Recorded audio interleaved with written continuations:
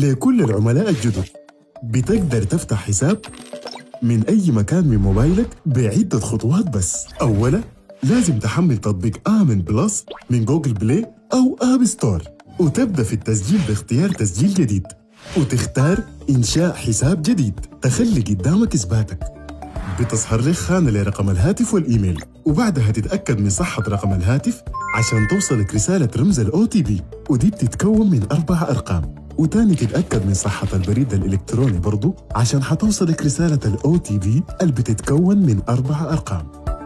حنسألك هل أنت مواطن أمريكي؟